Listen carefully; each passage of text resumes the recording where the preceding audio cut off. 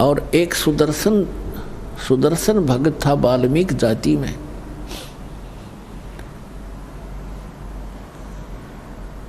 वो परमात्मा का भक्त बना जब करुणामय नाम से आए हुए थे। सुदर्शन नाम का एक भक्त, और उधर से वो गणेश नाम का ब्राह्मण का लड़का था, वो भी कबीर परमेश्वर का शिष्य हुआ। और द्वापर युग में ब्राह्मण की कीमत बहुत ज़्यादा होती थी, तो गंगेश्वर नाम का जो ब्राह्मण था वो इस बात से घना दुखी था,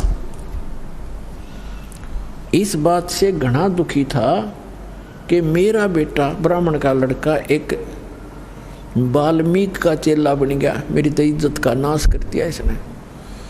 उसने परमात्मा को भी बहुत भला बुरा कहा, अपने पुत्र को भी बहुत कना प्रताड़ित किया, फिर वो बच्चा मान्या नहीं।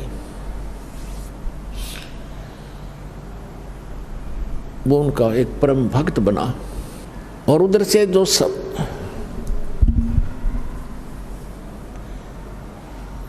सुदर्शन नाम का वाल्मीकि जाति में जन्म था जिस बच्चे का, वो भी उसने परमात्मा का ज्ञान समझा और स्वीकार किया। और उसके माता पिता, सुदर्शन के माता पिता बहुत विरोध किया करते थे। वो श्री विष्णु जी के पुजारी थे और परमात्मा के उस ज्ञान को उन्होंने नहीं माना, लेकिन सुदर्शन जी ने बहुत अच्छे तरह से समझा। एक दिन क्या हुआ कि सुदर्शन जी ने बहुत प्रार्थना की और कहा, भगवान मुझे वो लोक दिखा दो जहाँ जिसकी आप चर्चा किया करते हो। परमात्मा बोले, बेटा जो मैं बता रहा हूँ सो विश्वास कर ले भाई, गुरु के वचन पर विश्वास करना चाहिए। अच्छा जी, जैसे आपकी इच्छा। लेकिन वो जान गए कि इसके हृदय में जो वस्तु है, इसकी डिमांड है, वह पूरी ना होगी तो यू नहीं मानेगा।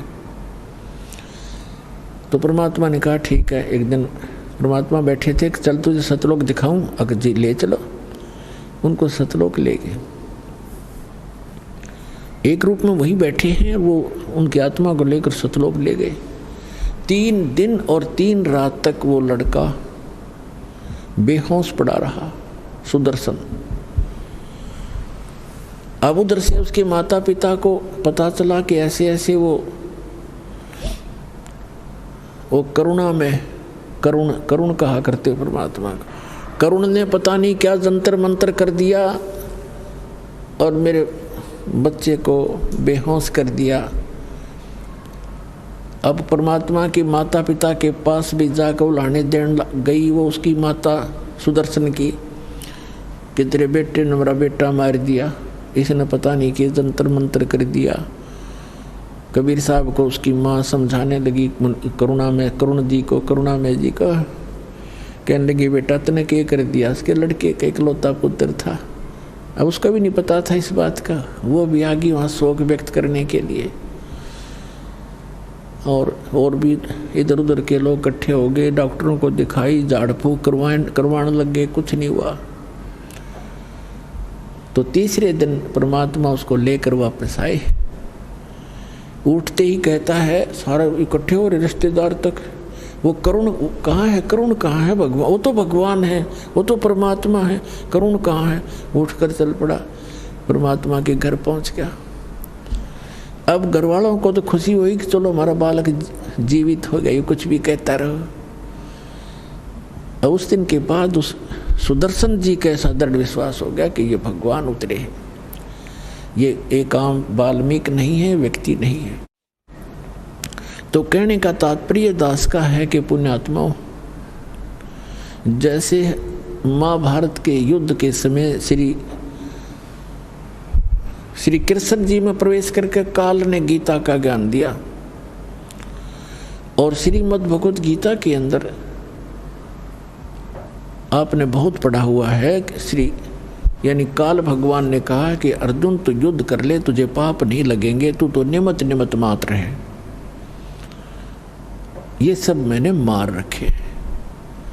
और फिर ये भी कहा कि यदि तू युद्ध में मारा गया स्वर्ग प्राप्ति होगी, और यदि युद्ध में जीत गया तेरे पृथ्वी का राज भोगेगा, तेरे दोनों हाथों में लड्डू। महाभारत का युद्ध जैसे तैसे काल ने डरा धमका कर अर्जुन तैयार कर लिया और महाभारत का युद्ध हो गया।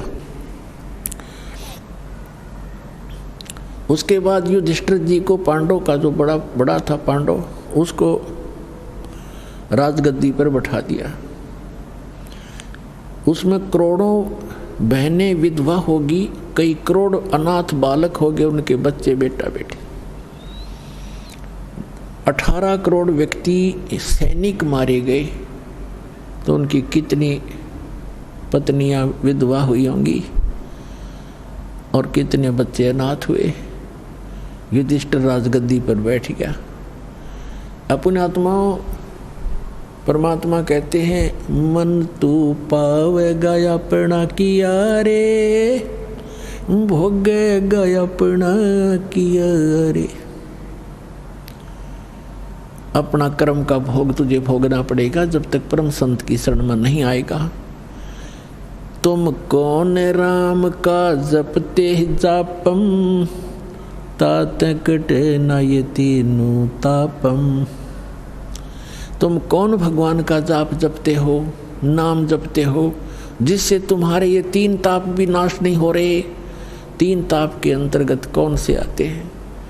जैसे कोई किसी पर जंतर मंत्र कर देता है, कोई किसी को श्राप दे देता है, कोई किसी के घर प्रेत छोड़ देता है, कोई प्रेत आत्मा बाधा करती है, प्रेत बाधाएं हो जाती हैं। ये 3 ताप होते हैं। कहते इन 3 तापों को भी तुम्हारे भगवान नाश नहीं कर सकते। अपने आत्मा उदाहरण देते हैं। कुछ दिनों के बाद, कुछ ही वर्षों के वर्ष के अंदर अंदर ही युधिष्ठिर जी को बहुत बुरे बुरे स्वप्न आने लगे। ऐसा लग रहा जैसे उसके घर में सिर कटे हुए व्यक्ति और धड़ धड़ आ रही है, हाहाकार मची हुई है, बहनें चूड़ियाँ फोड़ रही हैं, विधवा हो गई हैं, अनाथ बच्चे अपनी माताओं के लिपट कर रो रहे हैं, हमारा पिता कहाँ है, हमारा पिता कहाँ। वो कुछ जवाब नहीं दे पा रही, एकदम भयभीत होकर घबरा कर बैठ जाता है। द्रौपदी ने 1 दिन देखा, 2 दिन देखा, 4 दिन देखा, उनसे प्रार्थना की आप सो जाओ। वो एक बार लेट जाते, तुरंत फिर बैठ जाता, आंखें फटी फटी रहती, राजकाज में कोई रुचि रही नहीं। द्रौपदी ने उन 4 पांडवों से कहा कि आपके भैया के ऊपर कोई आपत्ति है, कोई राज की समस्या है, तुम पूछिएगा। उन 4 ने प्रार्थना की कि भैया आपको कोई ऐसी समस्या है तो हमें भी साथ लो। कहते हैं अपने मन का दुख बताने से बट जाता है, कुछ बताओ क्या कहानी है। उन्होंने बड़ी मुश्किल से बताया कि मुझे ऐसे ऐसे भयंकर स्वप्न आते हैं। अब श्री कृष्ण जी उनके धार्मिक गुरु थे, जिसमें महाभारत का युद्ध कराया उस समय इसके अंदर काल प्रवेश था और वो अपना करवा के नाश निकल गया। इसने कहा कि गीता अध्याय नंबर 4 के श्लोक नंबर 9 में कि मेरे कर्म और जन्म अलौकिक है। विष्णु पुराण के अंदर 2 ऐसी कथाएं हैं कि एक समय असुरों का और सुरों का, देवताओं और राक्षसों का युद्ध हो गया। तो असुर देवता भागे राक्षसों से डर के बहुत जंगल में जाकर कि तो समुद्र के किनारे बैठ के तपस्या की। भगवान विष्णु की युग काल आ गया विष्णु रूप में और कहा ठीक है तो आप ऐसे करो, एक पुरंजय नाम का क्षत्रिय राजा है, उसको तैयार करो तुम युद्ध के लिए। और इसने कहा मैं उसमें प्रवेश करके और सब राक्षसों का नाश कर दूंगा। तुम उन राक्षसों को ललकारो जाकर युद्ध के लिए और पुरंजय को प्रसन्न करो, आपके साथ खड़ा खड़ा हो जाए वहाँ पर, उसके अंदर मैं प्रवेश करके उनको मार डालूंगा। अब देखिएगा, यह है श्री विष्णु पुराण, यह है श्री विष्णु पुराण, गीता प्रेस गोरखपुर से प्रकाशित है, सचित्र हिंदी अनुवाद सहित गीता प्रेस गोरखपुर से प्रकाशित है। इसके कौन है संपादक? इसके संपादक हैं मुनीलाल गुप्त, अनुवादक हैं मुनीलाल गुप्त और गीता प्रेस गोरखपुर से प्रकाशित है। इसके 233 पृष्ठ पर दिखाते हैं आपको। ये है चतुर्थ अंश और 233 पृष्ठ पे चतुर्थ अंश के अध्याय नंबर 2 के हम यहाँ आ जाते हैं। पूर्व काल में त्रेता युग में एक बार अति भीषण देव असुर संग्राम हुआ। उसमें महाबलवान दैत्यगण से पराजित हुए हार के देवताओं ने भगवान विष्णु की आराधना की। तब आदि अनंत शून्य अशेष जगत प्रतिपालक श्री नारायण ने देवताओं से प्रसन्न होकर कहा, आप लोगों का जो कुछ भी अभिष्ट है वह मैंने जान लिया है।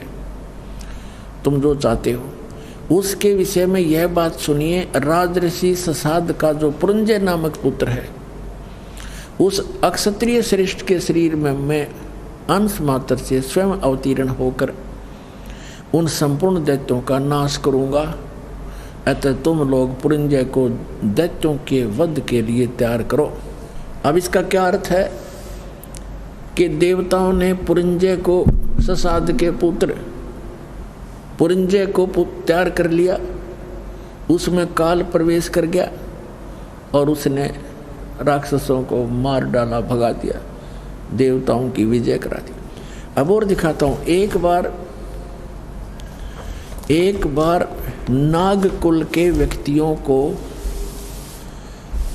और गंधर्व कुल के व्यक्तियों ने लूट लिया, उनको मार पीट कर भगा दिया, उनका खजाने लूट लिए। तो फिर वो नाग कुल के व्यक्ति करने लगे प्रार्थना भगवान की। वहाँ पर भी ये प्रकट हो गया और उनसे कहा, इस काल ने विष्णु रूप धारण करके आ गया यू, और कहा कि तुम पुरुकुत्स नामक अक्षत्रिय को अपने साथ मिलाओ, उसके अंदर प्रवेश करके मैं गंधर्वों का नाश कर दूंगा। ऐसा ही किया। देखिएगा ये चतुर्थ अंश और तीसरा अध्याय श्री विष्णु पुराण 242 पृष्ठ पे। यहाँ देखिएगा तीसरा अध्याय। यहाँ से पूर्व काल में रसातल में मोने नामक 6 करोड़ गंधर्व रहते थे।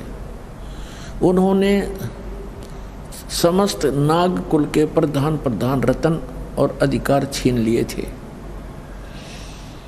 गंधर्वों के पराक्रम से अपमानित उन नागेश्वरों द्वारा स्तुति किए जाने पर उनके श्रवण करने से जिनकी विकसित कमल सदृश आंखें खुल गई हैं, निंद्रा के अंत में जागे हुए उन दलशाही भगवान सर्वदेवेश्वर को प्रणाम कर उनसे नागगणों ने कहा, भगवान इन गंधर्वों से उत्पन्न हुआ हमारा भय किस प्रकार शांत होगा। तब आदि अनंत रहित भगवान पुरुषोत्तम ने कहा, युनासव के पुत्र मानधाता का जो पुरुकुत्स नामक पुत्र है, उसमें प्रविष्ट होकर उसमें प्रवेश करके प्रेत की तरफ प्रवेश करके मैं उन संपूर्ण दुष्ट गंधर्वों का नाश कर दूंगा। तो इसके कर्म इस प्रकार अलौकिक हैं। ऐसे ही इसने श्री कृष्ण में प्रवेश करके गीता जी का ज्ञान दिया और बाद में श्री कृष्ण जी को तो पता भी नहीं मैंने गीता जी में बोलिया क्या था।